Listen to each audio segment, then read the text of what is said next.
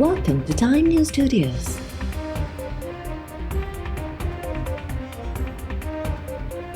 You are watching 6 p.m. Bulletin.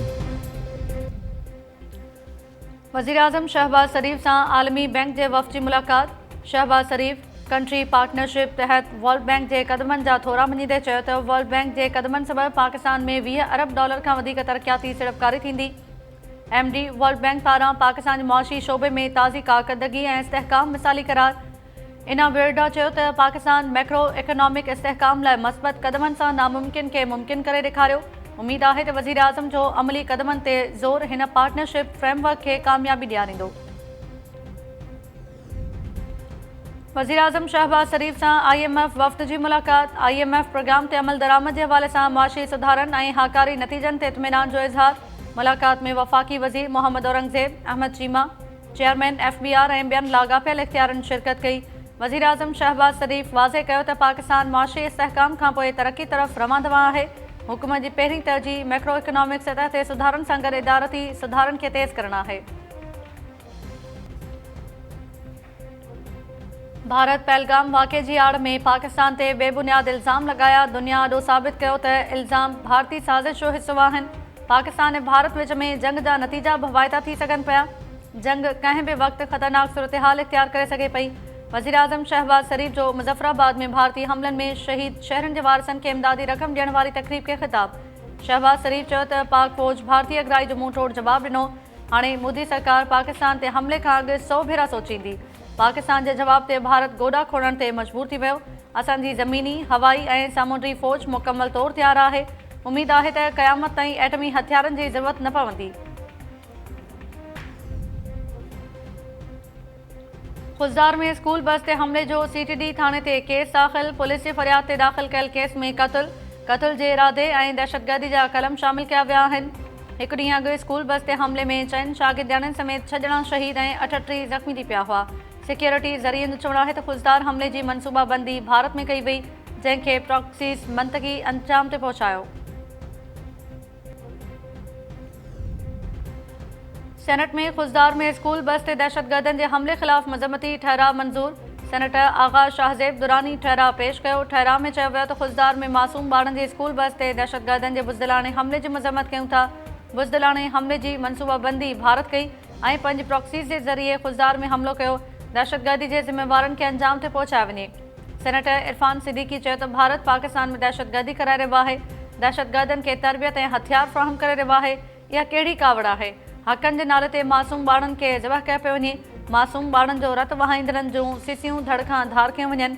Senator शेरी रहमान चयो त असांजो मुल्क TTP ऐं BLA जे दहशतगर्दी खे मुंहुं ॾेई रहियो आहे। TTP खे अफ़गानिस्तान ऐं BLA खे भारत जी मदद हासिल आहे। बलूचिस्तान जे सियासी हल ते ॻाल्हाइणु हिकु ॿियो मौज़ू आहे, पर सियासी माण्हू न आहिनि। पाकिस्तान, चीन ऐं अफ़गानिस्तान जो गॾियल फ़ैसिलो आहे त ख़िते मां दहशतगर्दी खे ख़तमु करणो आहे। चीन CPEC 2 खे शुरू करण लाइ तयारु आहे। चीन कश्मीर मसइले ते पाकिस्तान जी हिमायत जो अहद कयो आहे। चीन जो दौरो इंतिहाई कामयाबु रहियो। चीन पाकिस्तान जी सालमियत ऐं ख़ुदमुख्तियारी जी हिमायत कई। नायब वज़ीर आज़म इसहाक़ डार जी प्रेस कॉन्फ्रेंस। इसहाक़ डार चयो त खुज़दार वाक़ियो इंतिहाई ॾुखोईंदड़ आहे। इंशाअल्लाह जल्द दहशतगर्दनि जो ख़िते मां ख़ात्मो थींदो। दहशतगर्दनि जा ॾींहं ॻणिजी चुका आहिनि। असां चई छॾियो आहे त अफ़गानिस्तान जी सरज़मीन पाकिस्तान ख़िलाफ़ु इस्तेमालु न थियणु घुरिजे। इसहाक़ डार चयो त अफ़गान मुहाजिरनि खे असां वन डॉक्यूमेंट ते आणे रहिया आहियूं। अफ़गान मुहाजिरनि खे पाकिस्तान अचण लाइ 1 साल जो मल्टीपल वीज़ा ॾिनो वेंदो, जंहिंजी फ़ी $100 हूंदी। चीन ऐं पाकिस्तान विच में CPEC 2 खे अफ़गानिस्तान ताईं वधायो वेंदो। कराची, हैदराबाद ऐं सखर ताईं मोटरवे ठाहियो वेंदो। पिशावर खां काबुल ताईं हिकु हाईवे बि ठाहियो वेंदो। तिजारती राहदारी खे उज़्बेकिस्तान ज़रिए सेंट्रल एशिया ताईं पहुच हासिल थी सघंदी। भारत सिंध तास माहिदो जारी नथो रखे त कश्मीर जी आज़ादी ते समूरा 6 दरिया पाकिस्तान जा हूंदा। DG ISPR lieutenant general Ahmed Sharif Chaudhry जो क़तर जे ख़ाबिरू इदारे खे इंटरव्यू। पाक फ़ौज जो तर्जुमान चयो त रुगो चरियो ई सोचे सघे थो त हू 24 करोड़ इंसाननि जो पाणी रोके सघे थो। इहा हक़ीक़त आहे त कश्मीर मां 6 दरिया वहनि था। कश्मीर गॾियल क़ौमुनि जे ठहिराइण मूजिबि हिकु तकरारी इलाइक़ो आहे। 1960 में ॾुखियनि ॻाल्हियुनि बैदि वर्ल्ड बैंक टियाकड़ी करे हिकु मुआहिदो करायो। 3 दरिया पाकिस्तान खे ऐं 3 भारत खे ॾिना। भारत मुआहिदे जी पाबंदी नथो करे सघे त यादि रखे कश्मीर हिकु तकरारी इलाइक़ो आहे। सुभाणे कश्मीर पंहिंजे अवाम जी मर्ज़ी मूजिबि पाकिस्तान सां गॾु थिए थो त समूरा 6 दरिया पाकिस्तान जा हूंदा। भारत जी ॿीहर आबी दहशतगर्दी किशन गंगा डैम खां नीलम दरिया में पाणी रोके छॾियो। नीलम दरिया में पाणी जो वहिकिरो मामूल खां 40 सैकड़ो घटिजी वियो। इन खां अॻु पाक भारत छिकताण दौरान किशन गंगा डैम मां वाधू पाणी छॾियो वियो हो, जंहिंसां दरिया में पाणी जी सतह में वाध थी हुई। पहलगाम वाक़े बाद 26 अप्रैल ते भारत आबी जारियत शुरू कंदे सिंध तास माहिदो मुअतल करण जो ऐलान कयो हो। पाणी वसीलनि वारे वफ़ाक़ी वज़ीर मोइन वटू चयो आहे त भारत हिक तरफ़े तौर सिंध तास माहिदो मुअतल नथो करे सघे। पाणी असांजी लाइफ लाइन आहे। क़ौमी असेंबली में सिंध तास माहिदे जी मुअतली ख़िलाफ़ ठहराव मंज़ूर। सुप्रीम कोर्ट जी 11 रुकनी बेंच मखसूस सीटुनि जे केस में सुन्नी इतिहाद काउंसिल जी बेंच ते एतराज़ समेत 3 दरख़्वास्तूं रद्द करे छॾियूं। केस जी ॿुधणी सिधी रीत नशर करण बाबति दरख़्वास्त मंज़ूर। सुप्रीम कोर्ट जी आइनी बेंच नज़रसानी दरख़्वास्तुनि ते ॿुधणी हलाई। मुतासिर औरतुनि जे वकील मखदूम अली ख़ान दलील ॾिना। अदालत मुख़्तसिर फ़ैसिलो ॿुधाईंदे सुन्नी इतिहाद काउंसिल जी बेंच ते एतराज़ ऐं 26 आइनी तरमीम खे पहिरियां ॿुधण बाबति दरख़्वास्तूं रद्द करे छॾियूं। केस खे सिधी रीत नशर करण बाबति दरख़्वास्त मंज़ूर। अदालत IT डिपार्टमेंट खे लाइव स्ट्रीमिंग जा इंतज़ाम करण जो हुकुम ॾींदे ॿुधणी 26 मई ताईं मुलतवी करे छॾी।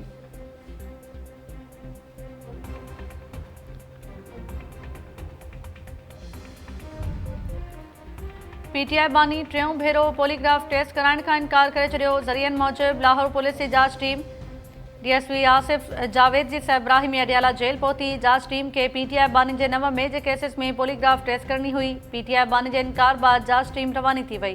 ज़रियनि मूजिबि लाहौर पुलिस PTI बानी जे पॉलीग्राफ फोटोग्रामेटिक ऐं वॉइस मैचिंग टेस्ट करण लाइ 2 ॾींहं अॻु बि अडियाला जेल पहुती हुई।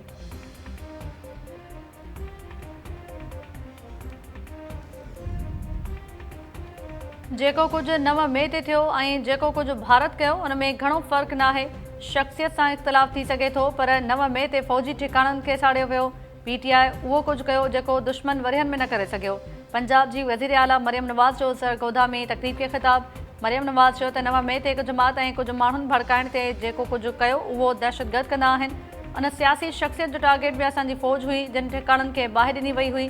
उन हवाई फ़ौज दुश्मन जा 5 जहाज़ किराया। नौजवान कॾहिं बि फितनो पखेड़ींदड़नि जो ॿारनि न बणिजनि। 3 हफ़्तनि अंदरि वफ़ाक़ इरसा में सिंध जो नुमाइंदो मुक़ररु न कयो त लाॻापियल इख़्तियारनि ख़िलाफ़ कार्रवाई कई वेंदी।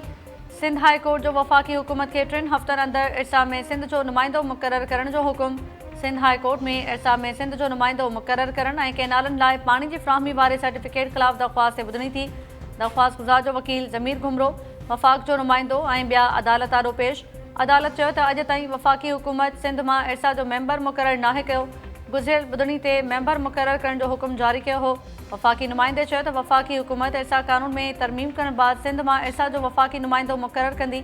अदालत चयो त वफ़ाक़ जेका बि इरसा क़ानून में तरमीम करे उन में सिंध जे हक़नि जो मुकमल ख़्यालु रखंदे इरसा में वफ़ाक़ी नुमाइंदो मुक़ररु करे।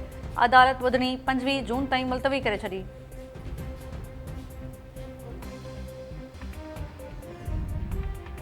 परीदन भरिसां पुलिस मुक़ाबले में हिकु मुबैना फोरू मारिजी वियो। पुलिस मूजिबि 3 जवाबदार फुर करे फ़रार थी रहिया हुआ। ॻोठु यूसुफ शहर भरिसां मुक़ाबलो थी पियो। हिकु जवाबदार मारिजी वियो ऐं हिकु ज़ख़्मी थी पियो। पुलिस मूजिबि मुक़ाबले दौरान गोली लॻण सबबि हिकु पुलिस अहलकार मोहम्मद चलन राजपर बि ज़ख़्मी थी पियो। मारिजी वियल फोरू जी सुञाणप गुलज़ार पुटु मिठल राजपर ऐं ज़ख़्मी जी शफ़ीक राजपर तौरु थी। ऐं अमेरिका जी राजधानी वॉशिंगटन में फायरिंग औरत समेत इसराइली सफ़ारतखाने जा 2 अहलकार मारिजी विया। हिकु शख़्स गिरफ़्तार। अमेरिकी सिक्योरिटी चीफ इसराइली सफ़ारती अहलकारनि जे मारिजण जी तस्दीक़ करे छॾी। पुलिस वारा गिरफ़्तार कयल शख़्स जा फ़लस्तीन खे आज़ादु करण जा नारा। अमेरिकी इख़्तियारनि मूजिबि फायरिंग जो वाक़ियो वॉशिंगटन DC में यहूदी म्यूज़ियम वेझो पेश आयो। वधीक जांच जारी आहे। अमेरिकी सदर डोनाल्ड ट्रम्प जो मुतासिर ख़ानदाननि सां हमदर्दी जो इज़हार। अमेरिकी परॾेही वज़ीर मार्को रूबियो चयो आहे त अमेरिका वाक़िए जे ज़िम्मेवारनि जो पीछो करे इंसाफ़ जे कटहरे में आणींदो।